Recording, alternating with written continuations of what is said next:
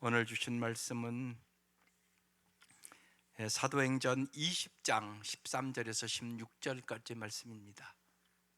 몸이 불편하지 않으신 분들은 일어나서 합독하겠습니다. 시작. 우리는 앞서 배를 타고 아소에서 바울을 태우려고 그리로 가니 이는 바울이 걸어서 가고자 하여 그렇게 정하여 준 것이라. 바울이 아소에서 우리를 만나니 우리가 배 태우고 미둘레네로 가서 거기서 떠나 이튿날 기오 앞에 오고 그 이튿날 사모에 들르고 그 다음날 밀레도에 이르니라. 바울이 아시아에서 지체하지 않기 위하여 에베소를 지나 배 타고 가기로 작정하였으니 이는 될 수 있는 대로 오순절 안에 예루살렘에 이르려고 급히 감이러라. 아멘. 오늘 말씀의 제목은 주님과만 독대하는 시간을 가진 사람이 됩시다입니다. 주님과만 독대하는 시간을 꼭 가져야 되는 이유는 그 시간이 충전의 시간이기 때문에 그렇습니다. 여러분, 어제도 분명히 핸드폰 다 꼽아놓고 충전시켜서 아마 이 아침 갖고 왔을 것이에요. 어찌 육적인 일만 그렇겠습니까? 우리는 날마다 믿음으로, 소망으로, 사랑으로 체험은 받아야 인생의 역경과 고난과 힘듦과 슬픔과 죽음을 이길 수 있습니다. 그래서 주님 앞에 체험받는 시간은 행복의 시간입니다. 우리의 인생을 살아보면 살아볼수록 나는 할 수 없는 것이 너무나 많습니다.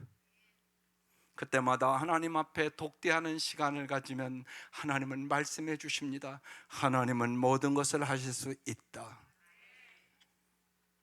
그래서 하나님 앞에 내가 하나님 앞에 모든 것을 맡기고 하나님의 음성을 듣는, 하나님과만 독대하는 시간을 가진 사람만 승리하는 것입니다. 제가 매주 한 달에 우리 주보에 이제 첫 주가 되면 그 책을 냅니다. 그 이유가 있습니다. 저는 인생이 힘들고 어려울 때면 제 마음에 있는 것을 누구한테 얘기하는 게 어려운 사람입니다. 그래서 혼자 힘들고 어려워하다가 어느 해부터는 꼭 힘들고 어려우면 책방을 갔습니다. 그리고 가서 기도하고 하나님 나에게 꼭 필요한 책을 달라고, 그러면 기가 막히게 정말 내 마음을 꼭 아는 것처럼 그렇게 써 있는 책을 얻었습니다.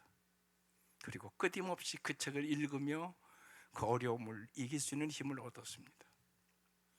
이번도 동일한 일이 일어났습니다. 그래서 제가 오늘 책을 한 권 갖고 왔습니다. 자유롭게 용감하게 현명하게 아픔을 품고 삶을 살다.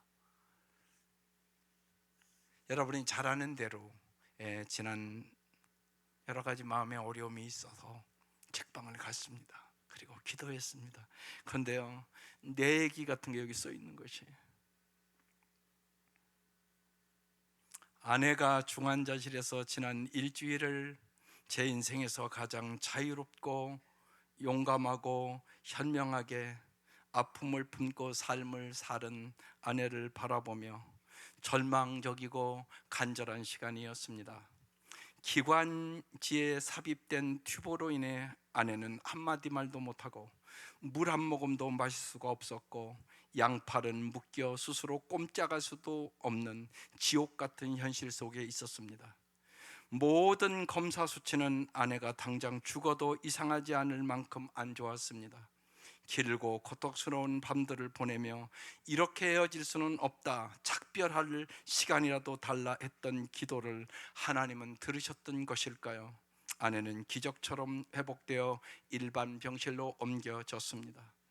일반 병실에서 보낸 12일은 하나님이 주신 선물 같은 시간이었습니다. 아내는 여전한 고통 속에서도 가족과 지인들을 만나며 아쉽지만 꼭 필요했던 이별의 인사를 나눴습니다.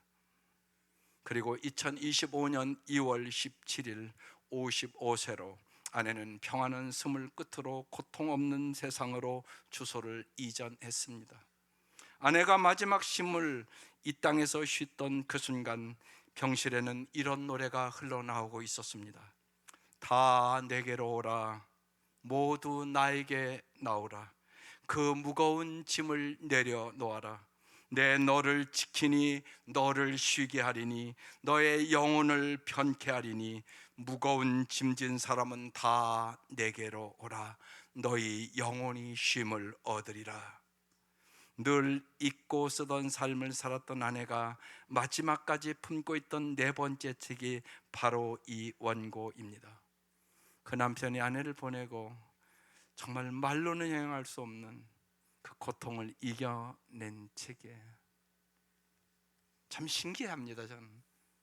그래서 나 앞에도 어떤 일이 날 줄 모르기 때문에 이제 이 책을 읽으면서 이 사람처럼, 이 남편처럼 이길 수 있는 힘을 얻게 됩니다. 하나님은 우리에게 언제나 하나님을 독대하는 자에게 세상을 이길 힘을 주시는 살아계신 하나님이십니다. 지난주 육체의 생명을 목적으로 살면 인간은 나이가 들수록 생명이 쇠퇴하는 서글픈 존재요, 한 줌의 흙이나 죄로 소멸될 덧없는 인생입니다. 따라서 죽은 유도고를 살리신 주님의 참 생명이 우리에게 임했다는 사실은 얼마나 감격스러운 은총인지 모릅니다. 죽음을 깨뜨리고 부활하신 주님의 참 생명만 죄성을 지닌 우리를 신실한 하나님의 사람으로 세워줄 수 있기 때문에 그렇습니다. 드로아에 머물렀던 바울은 주일 밤 그곳의 형제들과 마지막 예배를 드린 뒤 계획했던 대로 월요일 아침에 드로아를 떠났습니다. 그리고 그 이후의 여정을 오늘 본문에 말씀하고 있는 것입니다. 첫째로, 바울이 하나님과 독대하며 홀로 걸어갔다는 것입니다. 이게 오늘 핵심 말씀입니다. 13절 다시 읽어보겠습니다. 시작. 우리는 앞서 배를 타고 아소에서 바울을 태우려고 그리로 가니 이는 바울이 걸어서 가고자 하여 그렇게 정하여 준 것이라. 바울이 왜 걸어서 가고자 했을까요? 바울 일행과 바울의 행선지는 동일하게 아소였습니다. 그러나 아소에 이르는 여행 수단은 동일하지가 않았습니다. 바울을 제외한 나머지 일행은 배를 타고 먼저 아소에 기다리면서 바울은 아소까지 걸어가서 그 일행과 합류하겠다고 얘기를 했습니다. 바울이 동료에게 나는 아소까지 홀로 걸어갈 것인즉 여러분은 배를 타고 가서 그곳에서 나를 기다리라고 단호하게 명령을 했습니다. 아소까지는 65km입니다. 도보로 이틀 정도의 거리입니다. 배를 타고 가면 안전하게 그냥 갈 것인데 바울은 인생 말년에 지병을 지닌 아주 병약한 몸으로 혼자 이 거리를 걸으려고 했던 이유가 있단 말입니다. 그것이 사도행전 20장 22절 23절입니다. 같이 읽어보겠습니다. 보아라, 이제 나는 성령에 매어 예루살렘으로 가는데 거기서 무슨 일을 당할는지 알지 못하노라. 오직 성령이 각성해서 내게 증언하여 결박과 환난이 나를 기다린다 하시나. 바울은 어떤 행선지를 결정할 때 언제나 스스로 결정하지 않고 오직 성령에 매어 성령의 인도하심을 따라 움직였다는 것입니다. 성령님은 바울에게 결박과 환난이 기다린다고 알려주었습니다. 거기에 대해 사도 바울은 우리가 잘 아는 기가 막힌 대답을 합니다. 사도행전 20장 24절 말씀입니다. 내가 달려갈 길과 주 예수께 받은 사명 곧 하나님의 은혜의 복음을 증언하는 일을 마치려 하면은 나의 생명조차 조금도 귀한 것으로 여기지 아니하노라. 바울은 복음의 증인이 되기 위하여라면 자기의 생명까지 조금도 아끼지 않고 던지겠다는 선포입니다. 우리는 여기서 깊은 깨달음을 얻으셔야 합니다. 바울이 자기 일행으로부터 스스로 자기를 격리시킨 이유는 오직 하나님과만 독대하여 자기가 나아가야 할 소명의 길을 주의 흔들림 없이 완주하기 위해서입니다. 하나님의 성공의 기준은 언제나 충성과 완주입니다.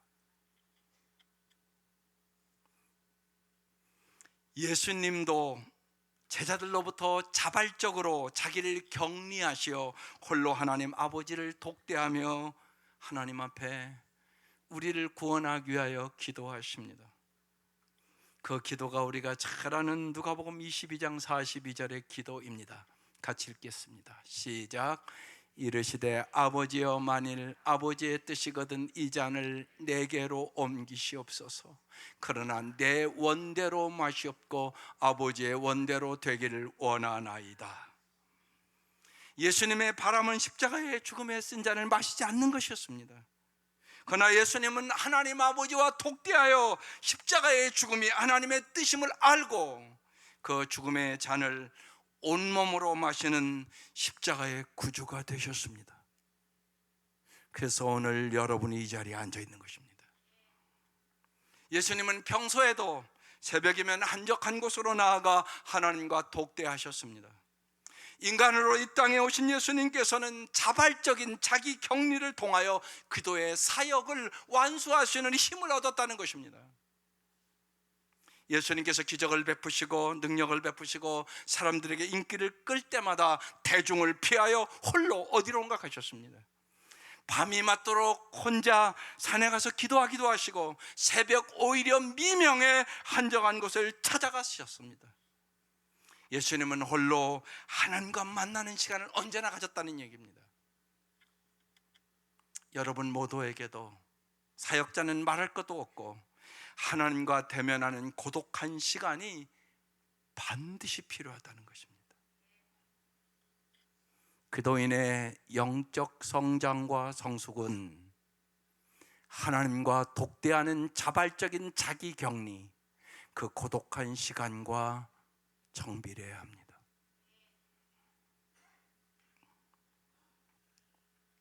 우리는 자기 격리를 통하여 하나님의 생명과 사랑과 은혜와 능력으로 체험받는 시간을 가져야만 주님이 주시는 소명의 길을 완주할 수 있는 영적 능력을 얻습니다. 그렇지 않으면 여러분 어김없이 예수 부인합니다. 세상의 것만 좀 날아가도 여러분 막 쓰러지고 넘어지고 내가 예수 안 믿었다고 그런 사람들 됩니다.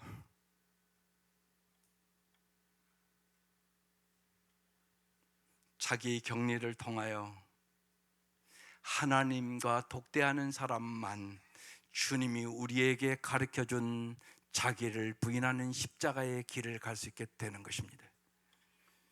자기 격리를 통하여 하나님과 독대하는 사람만이 하나님이 주시는 능력으로 지혜로 그 사랑으로 이 세상을 이기는 참된 기도인으로 살아갈 수 있단 말입니다.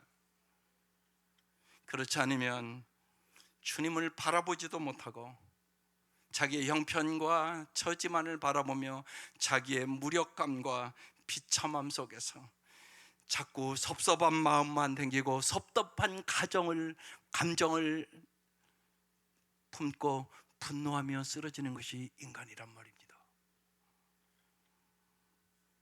진실로 오늘 이 말씀을 듣고 하나님과 자기 격리를 통하여 은밀하게 주님과 독대하는 시간을 가짐으로 하나님이 주시는 지혜와 하나님이 주시는 능력과 하나님이 주시는 사랑과 하나님이 주시는 은혜로 세상을 이길 수 있기를 주의 이름으로 축원합니다. 반드시 필요합니다. 두 번째, 바울이 사명을 위하여 지체 없이 예루살렘으로 갑니다. 14절, 바울이 아소에서 우리를 만나니 우리가 배 태우고 미둘루네로 가서 마침 걸어서 아소에 도착한 바울은 배를 타고 먼저 아소에 도착한 바울의 일행을 만납니다. 에게 연안에서 가장 아름다운 도시로 손꼽히는 이 아소는 플라톤이 이상국가를 건설하려 했던 철학이 발달했던 아주 아름다운 도시입니다. 그 아름다운 아소에 도착한 바울은 관광하거나 여행하지 않고 곧장 배를 타고 아수 남쪽의 미둘루네로 갔습니다. 15절, 거기서 떠나 이튿날 기호 앞에 오고 그 이튿날 사모에 들르고 또 그 다음날 밀레도에 이르렀습니다. 미둘레네에서 바울은 다시 선박으로 남진하여 기호와 사모를 거쳐 아소에서 250km 떨어진 밀레도에 도착했다는 것입니다. 바울이 도착한 이 밀레도는 에베소 남쪽 45km 지점에 위치한 도시였습니다. 바울은 에베소에서 3년이나 머물면서 복음을 전한 곳으로 참 보고 싶은 형제들이 참 많았습니다. 그런데도 바울은 에베소를 그냥 지나가고 남쪽의 밀레도로 직행했습니다. 그 이유가 16절 말씀입니다. 시작. 바울이 아시에서 지체하지 않기 위하여 에베소를 지나 배 타고 가기로 작정하였으니 이는 될 수 있는 대로 오순절 안에 예루살렘에 이르려고 급히 감이러라.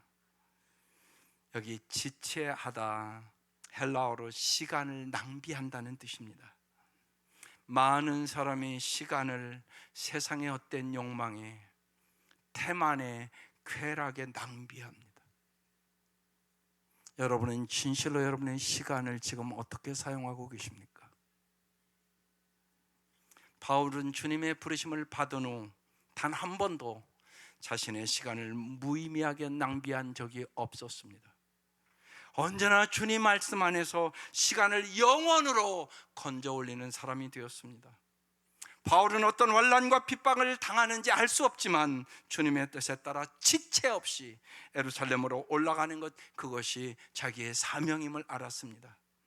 바울은 결박과 고난의 길에 자신의 생명을 던지기 위해 한순간도 지체하지 않았다고 얘기하는 것입니다.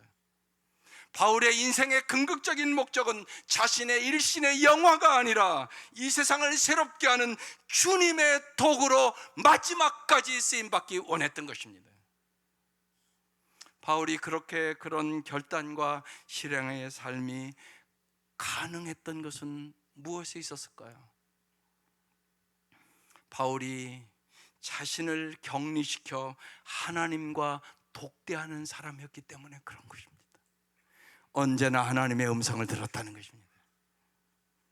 자기를 격리시켜 하나님과 독대하는 사람만이 주 안에서 이 세상을 새롭게 변화시킬 수 있는 소명의 사람, 능력의 사람, 자기의 시간을 하나님의 영광을 위하여 사용하는 사람이 될 수 있다는 것입니다. 바울은 주님을 사랑하는 열정을 가지고 갈라디아서 1장 20절에 이렇게 고백합니다. 살든지 죽든지 내 몸에서 그리스도가 존귀하게 되려 함이니라. 사랑하는 성도 여러분, 오늘 이 말씀을 듣고 진실로 하나님 앞에 홀로 머무는 시간을 꼭 가지십시오. 그렇지 않으면 여러분은 크리스찬답게도 살아갈 수 있는 능력이 없습니다. 날마다 주님의 지혜를 얻으셔야 합니다. 날마다 주님의 능력을 받으셔야 됩니다. 날마다 성령으로 말미암아 하나님의 사랑을 공급받으셔야 합니다. 날마다 용서할 수 있는 능력을 받으셔야 합니다. 하나님 앞에 머무는 것이 힘입니다. 하나님 앞에 잠잠히 설 때 하나님의 음성이 들립니다. 그리고 하나님 앞에 기다릴 때 하나님께서 오늘도 역사하시고 일하심을 봅니다. 하나님은 오늘도 홍해를 가르시는 하나님이시란 말입니다. 하나님 앞에 머물 때 하나님이 주시는 세상에서도 얻을 수 없는 기쁨과 평안과 참다운 자유를 얻게 될 것입니다.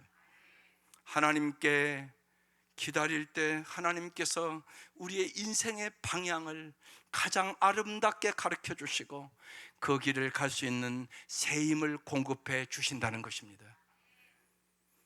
사역하면서 불편함이 생기고 쫓기게 되고 지치게 되는 것은 사역 때문이 아닙니다. 하나님 앞에 머물고 하나님 앞에 기다리는 삶이 부족한 것입니다. 잊지 마셔야 합니다. 우리는 날마다 하나님이 주시는 힘으로 살아가는 것입니다. 숨 쉬는 것 하나도, 먹을 수 있는 힘이 있는 것도, 일할 수 있는 힘을 얻는 것도 하나님이 주셔야 합니다. 오늘 이 아침도 암투병을 하면서 너무 힘들어서 교회 못 나오는 사람들이 있습니다. 숨 쉬는 것이 힘들어서 이곳에 와서 예배드리기를 원하지만 못 드리는 사람도 있습니다. 생각해보면 날마다 우리의 일상의 삶이 하나님이 주시는 힘으로 살아가는 것입니다. 하나님은 날마다 여호와를 앙망하는 자는 새 힘을 얻으리니 독수리 날개침같이 올라갈 것이요 걸어가도 뛰어가도 피곤치 아니하리로다. 하나님은 그 힘을 우리에게 공급해 주시는 분이십니다. 인생이 힘들 때마다 하나님 앞에 머물면서 하나님께서 주시는 새 힘을 공급받으시기를 바랍니다. 하나님은 약한 자를 강하게 하십니다. 우둔한 자를 지혜롭게 하십니다. 우리의 힘으로 할 수 없는 일을 하나님은 하십니다. 삶이 분주할수록 하나님 앞에 기다리는 시간을 가지시기를 바랍니다. 그래서 마틴 루터는 내가 바쁜 날일수록 나는 하나님 앞에 더 기도했다고 고백합니다. 우리는 하나님의 일을 하는 사람이 아닙니다. 우리는 하나님의 부르심을 받고 하나님의 일에 쓰임 받는 사람입니다. 우리는 하나님의 일을 이루어드리는 사람이 아니라 하나님의 일에 사랑으로 동참하는 사람들인 것입니다. 따라서 사역이 초점이 아니라 하나님의 사랑의 관계가 여러분의 인생의 초점입니다. 내가 얼마나 사역을 열심히 하고 잘하느냐 보다는 하나님의 음성을 잘 듣고 하나님이 원하시는 일을 알아서 동참하는 것이 더 중요한 것입니다. 설교자의 최대 위기는 설교에만 관심이 있고 주님께는 관심이 없는 것입니다. 어떻게 하면 설교를 잘할 수 있을까? 그래서 열심히 준비하지만 이 설교를 통하여 그리스도께서 어떻게 영광을 받으시며 예수님을 내가 어떻게 보여줘야 하는가에 대해서 잊어버리는 설교자가 많다는 것입니다. 따라서 하나님 앞에 멈추는 시간을 반드시 가져야만 여러분의 삶 속에서 그리스도를 드러내는 삶을 살아갈 수 있다는 것입니다. 하나님이 우리를 부르신 이유는 여러분의 삶에 오직 구세주이신 예수 그리스도를 드러내라고 말하는 것입니다. 너 때문에 예수 믿는 사람이 있었으면 너무나 좋겠다. 너 때문에 예수를 알게 되는 사람이 있으면 너무나 좋겠다. 이게 하나님의 소원이십니다. 그래서 여러분을 부르신 것입니다. 무엇을 해야 한다는 마음으로 분주하고 조급하기 때문에 우리는 하나님 앞에 머물기가 쉽지가 않습니다. 하나님 앞에 머물고 하나님을 기다리는 시간은 자신과의 싸움입니다. 하나님 앞에 머무는 시간을 갖는 것은 우리의 영적인 삶의 가장 중요한 훈련임을 오늘 이 아침 명심하시기를 바랍니다. 우리는 하나님의 일을 하는 대단한 사람들이 아니올지다. 일을 시작하고 일을 성취하시는 분은 전능하신 하나님이십니다. 또한 우리가 하나님을 깊이 만나기 위하여 특별히 듣는 기도를 하시기 바랍니다. 기도는 구하는 기도와 듣는 기도가 있습니다. 많은 성도들이 구하는 기도만 하기 때문에 오래 믿어도 삶이 변하지 않습니다. 구하는 기도는 기도 응답은 받아도 하나님과 깊은 사랑의 관계가 세워지지가 않습니다. 듣는 기도를 반드시 하셔야 합니다. 듣는 기도는 하나님의 음성을 듣는 것입니다. 하나님은 우리의 삶에 관심을 가지고 세밀하게 말씀해 주십니다. 교훈하고 책망하고 바르게 하시고 의로 교육해 주십니다. 하나님의 음성을 듣고자 할 때 성령님을 통하여 우리의 내면에 매일매일 하나님의 음성을 들려주십니다. 그때 여러분은 시편 119편 105절을 여러분의 삶으로 고백하게 됩니다. 같이 읽겠습니다. 주의 말씀은 내 발의 등이요 내 길의 빛이니이다. 할렐루야. 이것을 경험하셔야 됩니다. 오늘도 주님이 나를 말씀으로 인도하시네. 주님이 내 발걸음을 한 걸음 한 걸음 인도하시니 하나님께서 개인적으로 주시는 음성을 듣기 위하여 하나님 앞에 조용히 머무는 시간이 반드시 필요합니다. 하나님께서 말씀하시는 음성으로 우리는 용기를 얻기도 하고 회개하기도 하고 순종하기도 하는 것입니다. 그렇게 하나님이 주시는 음성에 반응할 때 우리의 삶은 풍성한 삶으로 세상을 넉넉히 이길 수 있는 힘을 얻는 변화의 역사가 일어나게 되는 것입니다. 구하는 기도도 필요하고 듣는 기도도 필요합니다. 두 가지가 꼭 같이 있어야 하는 것입니다. 하나님 앞에 조용히 머물러 침묵하면서 하나님의 음성을 듣는 일은 반드시 훈련이 필요합니다. 매일 하나님 앞에 조용히 머물러 구하는 기도보다 하나님께 듣는 시간을 꼭 여러분이 오늘 이 아침 결단하고 가져보실 수 있기를 바랍니다. 매일 꾸준히 반복해서 하나님 앞에 머물러 있으면 하나님이 우리를 얼마나 사랑하는지 더 깊이 경험하게 되고 하나님과 정말 사랑의 관계가 친밀한 관계가 되는 것입니다. 그리고 하나님 주는 그 사랑으로, 그 지혜로, 그 능력으로 우리는 세상을 넉넉히 이길 힘을 얻게 되는 것입니다. 사랑하는 성도 여러분, 이제 우리 모두 기도를 통하여 날마다 말씀 묵상을 통하여 하나님과 독대하는 자기 격리의 사람이 됩시다.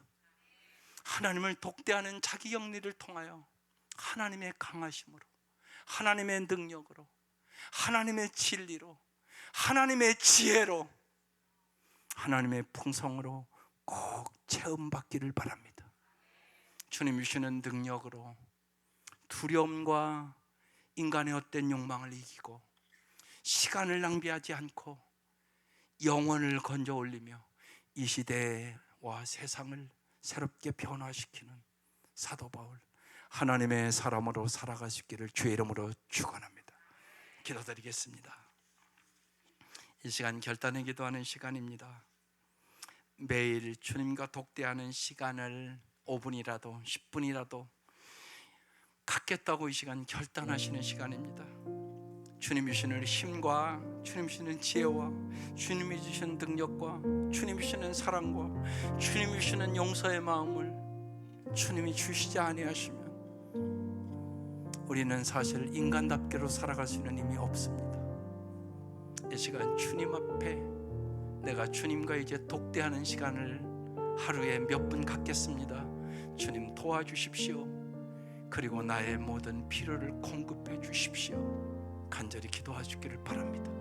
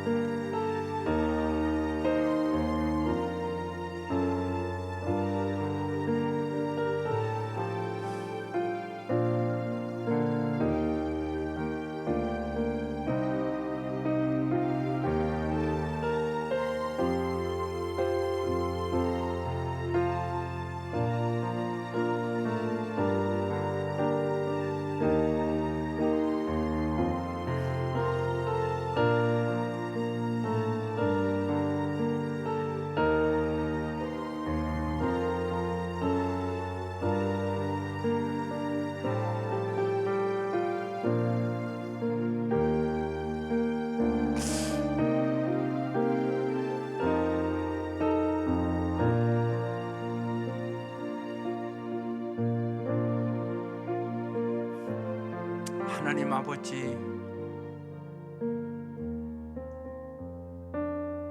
주님 앞에 간절히 기도드립니다. 우리 사랑하는 성도들이 주님과 은밀하게 독대하는 시간을 꼭 가질 수 있도록 은혜를 베풀어 주옵소서. 주님이 주시는 힘과 주님이 주시는 지혜와 주님이 주시는 능력과 주님이 주시는 사랑을 받아야만 우리가 세상을 이길 수가 있습니다.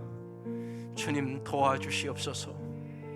이 시간 마음에 주님과 함께하는 시간을 결단할 수 있도록 도와주시고 주님 앞에 겸손히 고개를 숙일 때마다 하나님께서 세상을 이길 수 있는 믿음을 주옵소서, 세상을 이길 수 있는 소망을 주옵소서, 세상을 이길 수 있는 사랑을 물붓듯이 부어주시옵소서. 또한 우리의 간절한 간구를 통하여 나보다 더 고통과 괴로움과 아픔에 있는 자들을 위하여 기도하며 하나님의 역사하심을 보여주셔서 저희들이 모두 다 함께 인생의 역경과 고난과 아픔과 슬픔과 죽음을 넉넉히 이기게 하여 주시옵소서. 예수님의 이름으로 기도드립니다. 아멘.